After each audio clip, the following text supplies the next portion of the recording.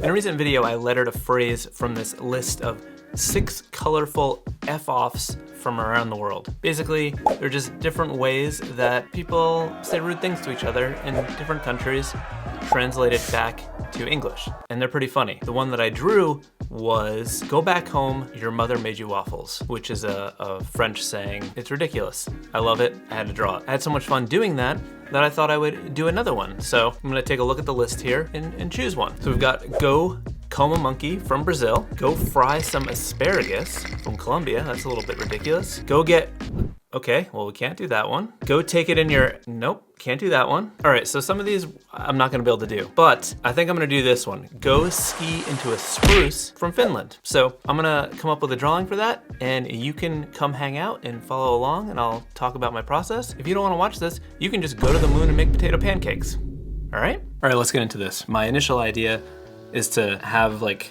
a spruce in the center, and then I'm thinking like the type can happen on the sides of it maybe. So I don't know, let's just sketch out some thumbnail sketches, and let's not use a gigantic brush to start. We have a little palm tree situation like this. The text could like come in like this.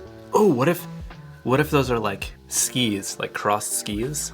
Almost like a skull and crossbone. Oh, correct me if I'm wrong, but go ski into a fern. You crash into a tree skiing and that's like a leading cause of death. I think we can put a skull in here is what I'm getting at. This like X is like skis. It's like a skull and crossbones. You know me. When you can put a skull in there, you put a skull in there. Go ski into a... Okay, so what if we make like the bottom half of the spruce an actual like spruce, you know, like spruce lettering? All right, let's see if we can turn this scribble into something that looks kind of cool. So typically my process is to just like keep tracing over my sketches and like refining them. But I think because there's a lot of symmetry and it's got this sort of structure, I'm gonna start from scratch, but just sort of keep this on the side so I can reference it and just try to make a tighter composition. So just make this a little smaller, move it up here. And I'm actually gonna turn on the symmetry for this. So I'm gonna come over to the grid thing on the right, go down to symmetry, turn that on, just start to try to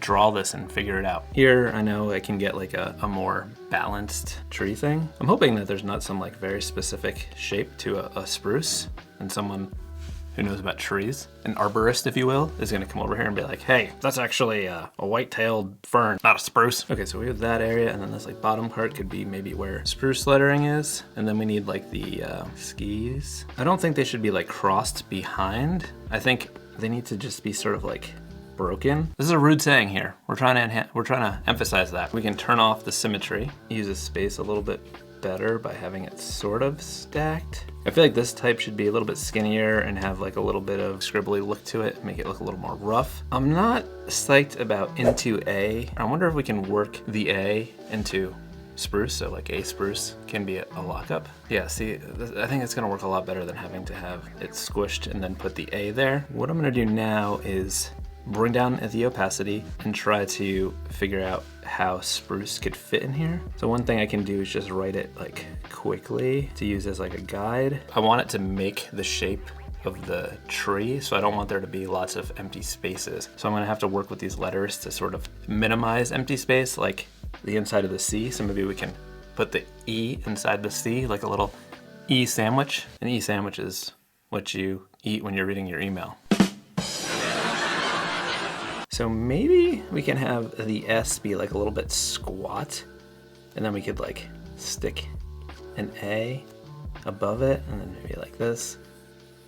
And then this R could kind of come in here, and then we can like pull this little leg on the R down, and we can spruce this up.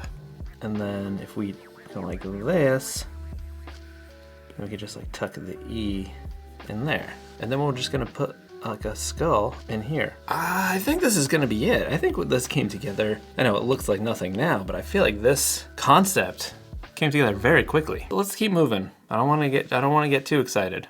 All right, so I blew up my sketch a little bit. I'm gonna bring down the opacity, and I'm gonna come back to symmetry. I'm gonna draw this outside shape. I'm gonna do it with my inking brush. Even though this is probably not the final drawing stage, it may be the stage where we can keep refining from. And I think using my actual inking brush will help. So I'm gonna get the classic inker from my retro Splyco set. I'm gonna make a new layer, got symmetry on, and I just wanna sort of look at how these sides come down, like the sides of the tree. Look at what needs to happen. For example, how it lines up with the broken ski, like the lettering and the skull. And then I'll come down here and sort of follow this shape for the R. Just trying to make sure it like looks like a tree shape. Okay, I think that's pretty good. I'm gonna just leave it as a solid shape because I'm gonna erase the lettering and stuff out of it. But I wanna get the overall structure set up first. So I think I'll keep symmetry on and do these little skis. So I know that they sort of like taper out, I think, and then come in a little bit. I don't know if that's too much, but I think, you know, we can exaggerate a little bit. And then I'm just gonna try to make these look broken. All right, I think that looks good. So let's figure out this ski into a spruce lettering. So I'm thinking maybe the letters can be like a little bit thicker, a little chunkier. I don't know if I want them to like overlap a little bit. Maybe it can like semi-tuck underneath the eye. So I think that's close. I think it's just a little too fat, if you will. Draw this K, fit the eye nicely like that. That's pretty good. And then maybe the S can overlap into the K a little bit. Kind of like the way that looks. I want it to look kind of scratchy, scrawly, but like I also want it to fit nicely into the space. So that balance of like rough, quick, sketchy, but also exactly where I need it to be at the same time. Do the same thing for into. That's fine and dandy. So I'm gonna switch back to the classic inker, clean it up a little bit. This is actually a perfect time to talk about this video's sponsor, which is Skillshare. Skillshare is the largest online community for creatives. There is amazing classes on illustration, design, photography, video, music, productivity. It's endless. It's literally incredible. And these just aren't classes taught by random people. These are classes taught by leaders of these industries, amazing designers, amazing photographers, just professionals sharing their professional wisdom with you. Sounds pretty good, doesn't it? Maybe you do want to know more about lettering, but you're just sick of looking at my face. I got a solution for that. Check out classes by the amazing Mary Kate McDevitt. She's got a ton of great lettering classes, and she's an amazing letterer. You could check out hand lettering techniques, 5 ways to better work, designing hand lettering systems. She's got a hand lettering workshop, illustrating with lettering, and she's got vintage hand lettering, styling phrases for timeless appeal. Do a deep dive on Mary Kate McDevitt. You will thank me later. And I will thank Skillshare for sponsoring this video. The first 500 people to use my link in the description will get a free 1-month trial of Skillshare. Get started today. Thanks, Skillshare. Okay, at this point, I'll just kind of look at it and see if it feels balanced. I think it does. We can combine this together and start working on that sprucey lettering, which will be a little trickier because we gotta have it match the overall shape. Switch to white, and I'm gonna just sort of try to carve these letter forms out of the spruce tree without compromising the integrity of the overall tree shape. So I think the first thing we can do is kind of carve this little notch in to get that A, follow this curve up to get to that P shape, carve this part in here to get to the R, and then maybe we can have this come down. Then we've got this U, and then the rest of that P. Let's see, how do we carve this E out? I think it's not the best, but we're getting there. And we can always refine the shapes after the fact. Okay, so I think that is loosely in the right direction. What I would do now is pull up the full opacity of the tree shape and then turn off the sketch. So we just have this and we can refine it a little bit. I think what I want to do is maybe like reconstruct it overall. So I'm gonna make a new layer on top of all of this. I'm gonna fill it in white and bring down the opacity and then kind of draw my own letters and shape over it so that it can be a little bit less perfect. Just trying to make that side of the tree look a little bit more natural. All right, and I'm gonna go to the other side now instead of trying to like go all the way across. I think this sometimes will lead to a better result. Let's do this R. I'm wondering if maybe we can still put like a little notch, if that even will make it look better. I'm gonna pull the P over a little bit more because I think this U shape was getting a little complicated maybe. Yeah, I think that is looking better right off the bat. I think I'm gonna go ahead and draw the rest of the tree now. And this way I can be a little bit more intentional with how the shapes flow with like the skis and the other stuff. Okay, so we can delete that. And we can come back here and take those things that we already drew. All right, now skull time. I'm gonna draw a skull in there. One eternity later. All right, look, I'm sorry. I started farting around with skull sketches, forgot to hit record. I was even talking to myself. While I was sketching this skull with a cute little snow hat, I was realizing that it just felt weird having this like slant down in this space, this weird shape left over in the tree from the spruce lettering. So I started trying to adjust it a little bit to sort of fit around this skull, and I think it looks better. So I'm gonna tighten this up.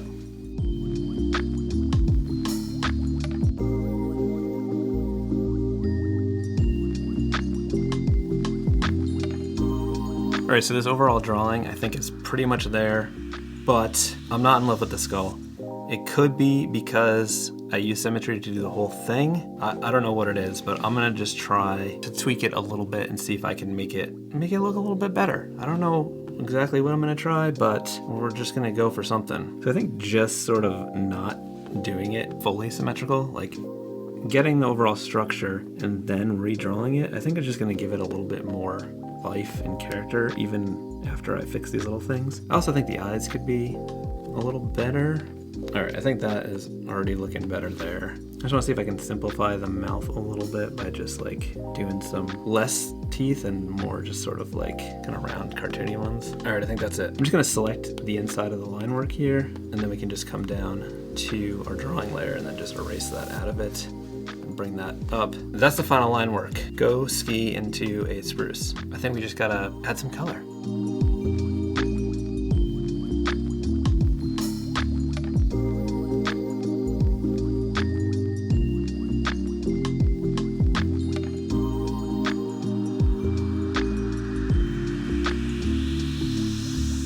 So I was noodling around with colors. I may or may not have forgot to turn on my camera so I could talk about the process, but I just went pretty minimal here. I wanted to use a bluish green to get the sprucey vibes for the tree, but also separate it a little bit, so I went a little bit darker green for the words and lighter at the top, and then I felt like it sort of gave that like snow on a tree thing where it's like lighter and then a little bit darker at the top. And then, you know, I just thought this pink looked nice with it and also added a little bit of silliness to a relatively rude saying. But I feel like the skis are a little stark, and I think it might look cool to put some graphics on them. So I think I'm just gonna grab one of the pattern brushes from my Retros Placo set and see how that works. So what I'm gonna do is grab the magic wand and select one of these skis, or two pieces, you know what I mean? Like, you know what I'm talking about. I'm gonna come in here to my pattern brushes and see if there's anything that tickles my fancy. What about the wiggles? I haven't used the wiggles in a while. Let's see what this looks like.